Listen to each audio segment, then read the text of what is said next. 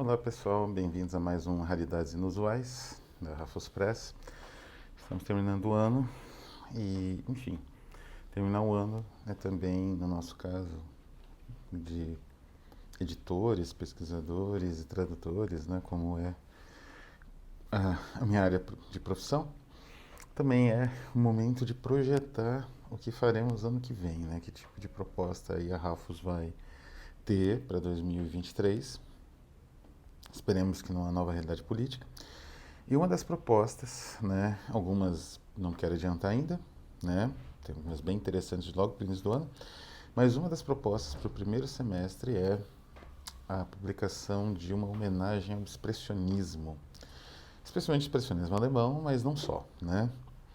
E o expressionismo, que também foi o tema, né, quer dizer, a República de Weimar, né, que tem um grande capítulo dedicado ao expressionismo, foi o tema ah, do nosso encontro anterior no Biblioteca Submersa, né?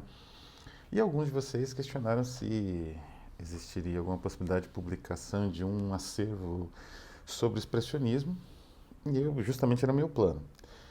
E é curioso porque o acervo, né, aqui no nosso Raridades Inusuais, né, o acervo do expressionismo ele é sempre um problema, você montar um acervo do expressionismo. Porque o expressionismo ele é digamos assim, uma formulação estética de vanguarda muito complexa e que não seguia digamos assim, um ordenamento usual, né? Definido, por exemplo, por manifestos, por pela escolha de uma linha, mais ou menos, né, de uma linha teórica mais ou menos coerente, etc., né?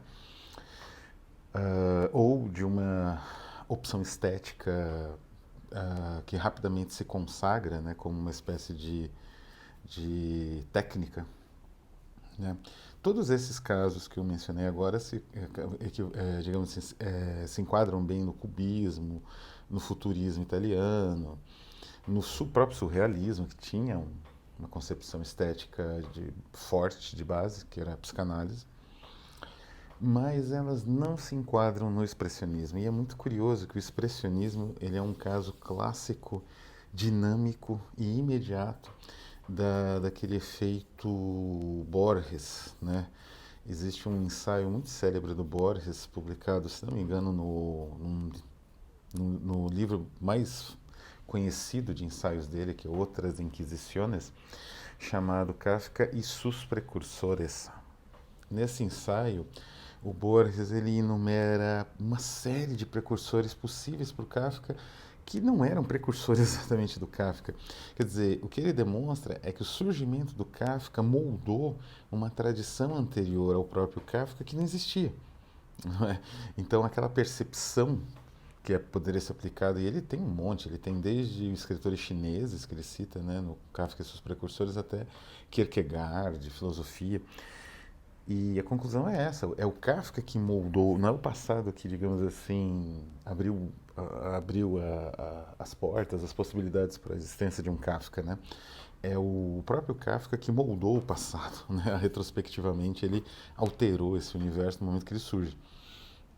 O expressionismo é a mesma coisa, né? Ele alterou o universo ao redor dele, que era um universo bem definido, né? A Alemanha, o expressionismo em literatura, em arte, ele surge mais ou menos em 1905, na virada, né, do século XIX para o XX, já entrando no século XX. Em literatura, entre 1909 e 1920. Em teatro, a partir de 1912, né, 1914, um pouco antes da guerra e durante a guerra. Em cinema, logo depois da guerra, por um curtíssimo período, mas que deixou bastante sementes espalhadas. E por aí vai. E depois, ou seja, o expressionismo em teoria ele terminou com a Primeira Guerra, ele termina com a antiga Alemanha do Bismarck, do Segundo Reich. Mas a verdade é que ele persiste durante toda a República de Weimar como uma espécie de morto-vivo, né? Como uma possibilidade estética poderosa que é mais sugestiva do que propriamente recuperada de uma forma programática. Até porque o expressionismo em arte, o expressionismo em literatura, o expressionismo em arquitetura, ou em drama, em cinema, cada uma dessas direções, elas são um pouco, ou mesmo na prosa, né? Na ficção, de um autor como o Döblin, né? Alfred Döblin, né? Que era um autor expressionista, cada uma dessas formas vai numa direção diferente. Então, o expressionismo ele é um movimento muito único na história do pensamento humano e na história estética, né? Recente, porque se os movimentos da vanguarda, o próprio nome, vanguarda, designa bem isso, eles têm uma certa organização, digamos assim, concentrada, com uma inspiração vagamente militar, né, calcada em manifestos, em tomadas de posição, né, nessa exigência da tomada de posição para, a partir daí, você ter as definições estéticas necessárias. O expressionismo ele vai numa outra direção completamente única, né, que é justamente essa direção frouxa, sem um ordenamento, um lineamento muito nítido, né? Então é muito difícil, de certa forma, né, você levantar, porque, né, e aqui na introdução deste livro, aqui o primeiro que eu já trago para vocês, A Alma e o Caos, é uma coletânea de 100 poemas expressionistas organizados pelo João Barrento, um dos grandes tradutores de poesia alemã, né, em atividade em Portugal. Ele traduz também, por exemplo, Bousselan, né, etc. E ele fala exatamente isso, quer dizer, o expressionismo surge, ele é o caos, porque ele surge como uma espécie de perturbação completa daquilo que estava mais ou menos definido. Então tem música, inclusive, também existe influência do expressionismo, mas em literatura, especificadamente, como que era o painel, né, digamos assim, geral da literatura em língua alemã do início do século XX? Você tinha autores consagrados, não exatamente consagrados, mas assim autores que criavam uma nova, digamos assim, um novo ordenamento clássico, né? Eram autores já clássicos, já considerados dessa forma, trabalhando especialmente na linguagem, numa linguagem poética muito densa, um pouco reminiscente do romantismo, é bem verdade, o romantismo alemão tem impacto na cultura alemã e na cultura europeia gigantesco, mas já muito próprio, né? Que é o Hilke, o George, né? Que eu já comentei aqui algumas vezes, o Hofmannsthal. Por outro lado, você tinha autores que seguiam uma, digamos assim, uma percepção clássica, né? Tanto da cultura quanto das questões políticas, em estilo, igualmente, como Karl Kraus. Isso estou falando, evidentemente, não só da Alemanha, mas digamos assim, do eixo, né, de falantes do alemão que ia da Áustria, pegar uma parte da Tchecoslováquia, etc. Né? Então, Karl Kraus, né, em Viena, era um autor que escrevia desde o final do século XIX, ele tinha uma percepção clássica, crítica, inclusive, da modernidade, de toda a modernidade, não só a estética, mas a gente já vai ver aqui que ele também inspirou e foi inspirado pelo expressionismo. Autores como Stefan Zweig, né, outro grande autor do início do século XX, também tinha um trabalho realista, não naturalista, mas inspirado mais, né, num certo tipo de realismo que também surgiu, né, no final do século XIX em língua alemã, né, em quase toda a Europa, um realismo assim equilibrado, clássico, né. Uh, Existiam também alguns autores marginais e ficções muito específicas, marginalizadas, né? Então você tem, por exemplo, a ficção ocultista, né? Muito popular na Alemanha, muitos, assim, em toda a Europa, na verdade, e com diversos autores, por exemplo, Gustav Meyrink, que é um autor de proporção universal, né, de grande genialidade, ele se vincula um pouco a essa ficção, mais essa ficção, digamos assim, ocultista do que propriamente uma ficção expressionista, porque ele não segue os mesmos parâmetros do expressionismo. É...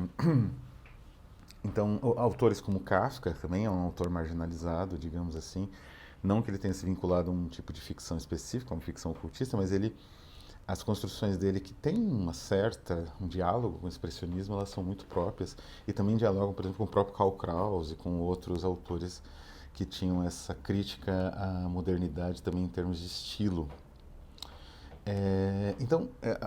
O painel da cultura alemã, autores também que construíram seu próprio universo, digamos assim, e já havia alguns autores alemães assim, né, como o próprio Hermann Hesse. Então, era uma literatura muito complexa, eram muitos países falantes do alemão, todos um imbricando um no outro, né, quer dizer, é só, como eu mencionei aqui, a biografia do Stephen George, menciona bastante isso. Ele não parava em nenhum lugar. Então ele estava uma hora em Berlim, uma hora ele estava em Viena, uma hora ele estava em Paris. E assim, essa multiplicidade, uma hora estava em Praga, né? Então essa multiplicidade fazia com que a cultura alemã fosse riquíssima em termos de literatura. E o expressionismo surgiu como um ponto fora de todas essas possibilidades de tribo, essa possibilidade de ordenamento, essa possibilidade de organização, né? Porque o expressionismo ele tinha uma ideia básica de militante, de mudança apocalíptica da sociedade. E essa mudança, isso é a base tanto do drama quanto da poesia. Com o tempo, essa mudança virou uma espécie de visão de fim de mundo e depois de visão apocalíptica da própria guerra. Então, aos poucos, né, a poesia ela foi se tornando cada vez mais dramática, cada vez mais enriquecida de novas experiências. Então, aqui no nosso acervo, o primeiro parada é aqui. Inclusive, essas mudanças do expressionismo vão mudando a própria essência do expressionismo. É muito difícil você ter digamos assim, um movimento de vanguarda que congrega um escritor tão cínico, né? Uma espécie de Augusto dos Anjos alemão, mais ou menos até isso, né? Eles até escreveram mais ou menos na mesma época, só que mais cínico, né? O Augusto dos Anjos tem uma certa tendência schopenhaueriana, e o Ben, né, no caso Gottfried Benn, que é o poeta que eu trato aqui, ele é mais cínico ainda, né? Junto com autores falando da necessidade da humanidade superar a guerra, que era o tema de vários poemas expressionistas, né? Eles tinham um forte teor anarquista, anti-autoritário e socialista na poesia. Então isso é representado bem aqui. E às vezes um mesmo autor aparece fazendo manifestos, né, de congraçamento universal da humanidade, fim da guerra, e falando do fim do mundo, como é o caso do Estado, ou de um beco desgraçado, miserável, numa grande capital europeia.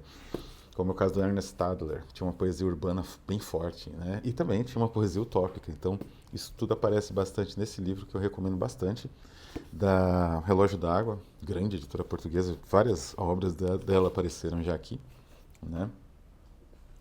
Da Relógio d'Água também é os 50 poemas do Gottfried Benn, um poeta que eu falei aqui. O Gottfried Benn, eu já vou mencionando isso, depois eu vou falar um pouco mais disso, ele vai ser crucial na sobrevivência, de certa forma, do expressionismo após a ascensão do Hitler, né? Porque ele se converteu ao nazismo por um curto período de tempo, e isso fez com que surgisse um debate dos exilados em língua alemã, inclusive o Lucas, por exemplo, estão migrando em Moscou, em algum país, né, da Europa Oriental, e onde justamente o Lucas vai dizer que o expressionismo é uma forma de nazismo pura e simples, sem grande nuance, assim, né?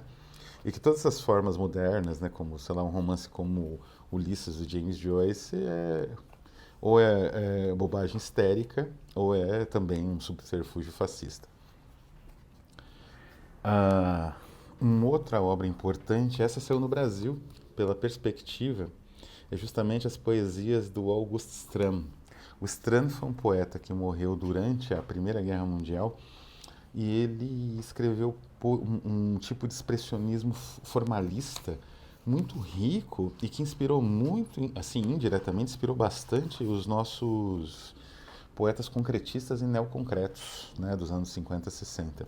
Aqui tem um exemplo, não sei se dá para ver, desse tipo de poesia bastante formalista e muito, muito rica, né, que o Strand desenvolveu.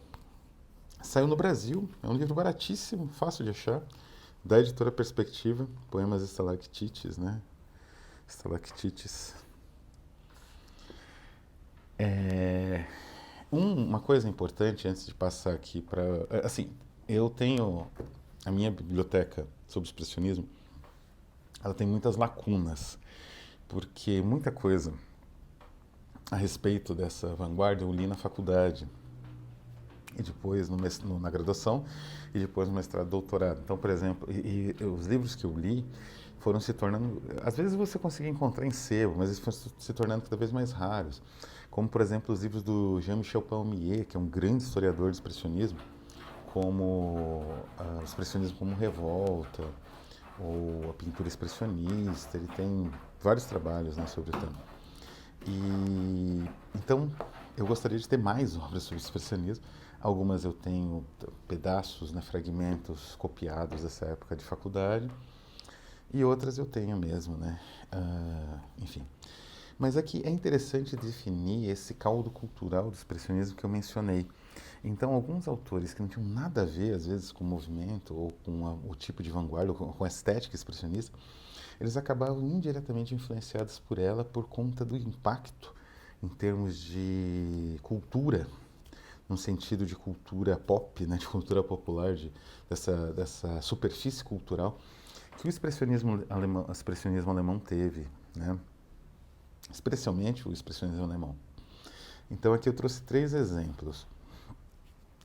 Eu mencionei, por exemplo, a importância da literatura ocultista na Alemanha, que era bem grande. Existiam muitos periódicos, muitas publicações, era um universo muito rico. O único universo semelhante era, em termos europeus, era justamente o misticismo vitoriano. Tem as grandes ordens, Golden Dawn, artistas como Austin Osman Spare, que tinham suas próprias revistas. A Alemanha tinha o mesmo tipo de efervescência. Então eu trouxe aqui, por exemplo, o Die Kröte, que é The Toad, né? O sapo, do Ernest Hentges, que é uma obra ocultista, é uma espécie de ensaio sobre o sapo, né? E é interessante porque a partir de um ponto de vista, é um ensaio muito rico, com muitas referências históricas, a partir de um ponto de vista ocultista, né? Foi publicado em revistas ocultistas da época. Então é um material assim primoroso, arqueologicamente recuperado aqui pela Alcahest Press, que é uma editora ocultista inglesa contemporânea. Mas é para vocês terem uma ideia do tipo, né? E esses materiais dessas editoras alemãs aqui é bem reproduzido, eram assim, bem feitos, e tinham uma grande, digamos assim, ressonância, um grande impacto, né? Então, aqui essa edição demonstra então a importância da literatura ocultista que dialogava com o expressionismo indiretamente pela negação da racionalidade industrial, né, esse tipo de racionalidade opressiva das sociedades industrializadas. Um outro autor que eu mencionei aqui que dialogava assim diretamente com o expressionismo é o Stefan Zweig. Essa edição aqui ela tem muito de expressionista porque ela lembra alguns dos dramas que a gente vai ver daqui a pouco, porque ela é um romance histórico. Zweig era um grande, como eu disse, ele tinha uma sensibilidade clássica, inclusive na escolha temática. Ele era um grande escritor de romances históricos, né? Tem uma biografia do Cristóvão Colombo, que inspirou até alguns filmes, né? Quando deu uma moda Cristóvão Colombo na época dos 500 anos da descoberta da América, né? E aqui o Zweig ele faz uma biografia de um líder, na verdade um intelectual das reformas religiosas europeias, que é como é que é o nome do homem? É o Castellio, né? Acho que é Sebastian Castellio, que foi um sujeito que desafiou, na época ele desafiou o Calvino, porque o Calvino mandou executar o caso Servet, né? que era um herético da época. Então ele faz, a partir da biografia, do debate entre esses dois intelectuais, né, o Castilho e o Calvino, acho que Castillon, em francês o nome desse teólogo, ele faz a partir disso ele cria uma espécie de elogio da heresia, né? Da liberdade de pensamento, da necessidade do herético, né? E então isso é puro expressionismo. É curioso que esse livro foi publicado em, vocês têm a data? Não é? Ele é um livro, dos livros do... Essa edição é de 76, mas eu tenho a impressão que ele foi publicado nos anos 40, inclusive, ou no final dos anos 30. No final dos anos 30. E... que não vem, infelizmente não vem a data, vem só da edição mais nova, que é de 76. Mas é uma obra que nitidamente tem uma inspiração do expressionismo ou da atmosfera expressionista, se foi escrita um pouco antes, né? Ou durante. E aqui o Karl Kraus, que eu mencionei.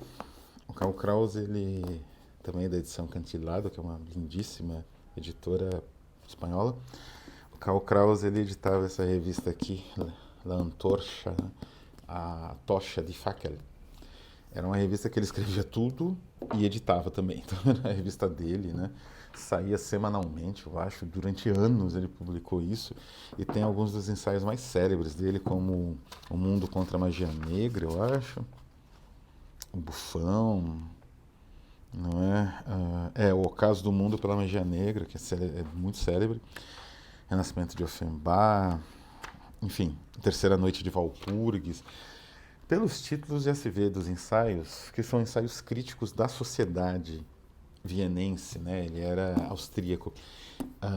E essa crítica, eu mencionei que o Karl Kraus era muito crítico das modernidades, ele achava que era um pouco uma bobagem, mas aqui ele se aproxima do expressionismo de novo, porque a crítica à sociedade era um elemento central no expressionismo, né? Ao mesmo tempo que a evocação da utopia vinha a comparação com a sociedade existente e o horror dela, né?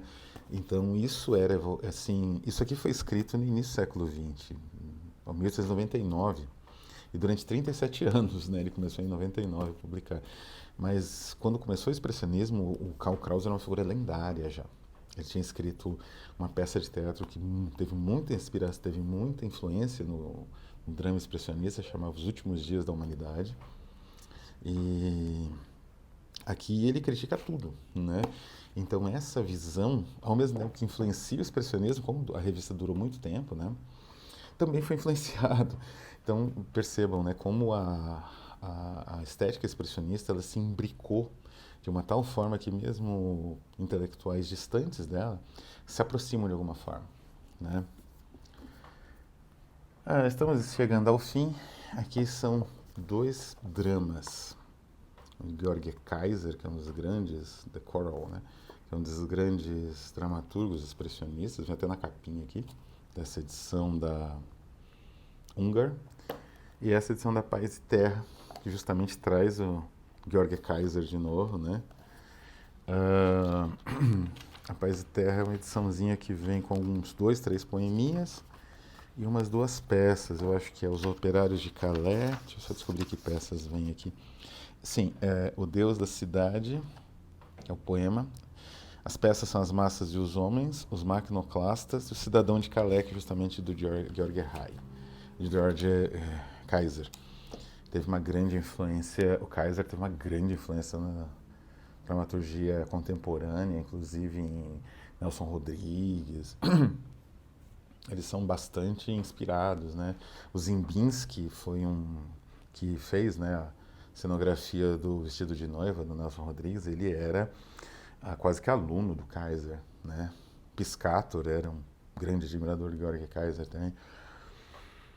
Então, o teatro expressionista, ele tem, talvez, diferente da poesia, que é mais programática, essa programática no sentido é mais projeção de utopias, que resulta até em uns excessos, piegas, né? O teatro, ele era mais centrado, talvez pela necessidade de cena, né? É algo que acontecia também com o cinema expressionista. Pela necessidade de construção da cena, isso fazia com que o teatro tivesse uma estrutura menos amarrada, né? Menos fixa em princípios muito utópicos ou assim sem grande peso, quando você está diante aí de uma sociedade repressiva, né? E por fim, esse estudo, a perspectiva também, o expressionismo, esse foi um presente dado pelo professor Luiz Nazário, que tem assim, né, alguns ensaios aqui, são muitos ensaios. O expressionismo e tudo, tem até a teoria da relatividade e o princípio da incerteza da Heisenberg. Como eu falei, o expressionismo, ele teve o impacto dessa visão expressionista, moldou a uma boa parte da sociedade europeia, não só alemã, porque, como eu falei, dos que falavam alemão, né? E no exílio, né, quando se espalhou por toda a Europa, quando foi necessário fugir do nazismo, então, no exílio isso se espalhou mais ainda. Tanto que o impacto do cinema expressionista no cinema, por exemplo, de Hollywood é gigantesco, né? Então, recomendo muito esse livro aqui de ensaios, porque era até uma visão geral, né? Porque o expressionismo foi como eu falei, foi uma galáxia caótica que irrompeu na Europa e deixou uma série de estilhaços, né? Por todos os lados, assim. Então, o expressionismo, ele é, digamos assim, uma das tendências de vanguarda mais instigantes que surgiu, das vanguardas, né? E ele continua se reinventando, se projetando, elementos dele soltos aparecem em filmes, aparecem em livros, aparecem em poesia, especialmente, e muitas vezes até inadvertidamente, né? O indivíduo, né, o autor, ele utiliza aquele elemento que ele vê interessante, mas ele não rastreia, né? Potencialmente, às vezes, ele deixa passar qual que é a origem, né?